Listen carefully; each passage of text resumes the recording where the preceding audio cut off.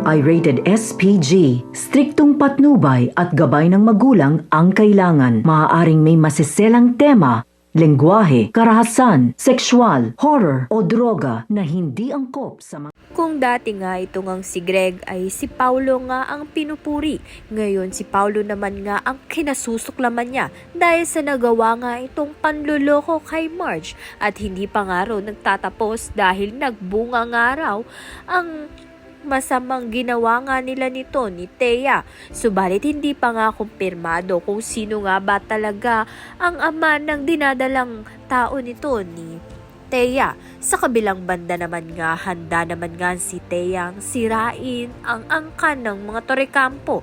At sa foundation day nga ng mga Torrecampo, doon nga plano ni Thea na sabihin sa lahat na buntis nga siya at si Paulo ang ama.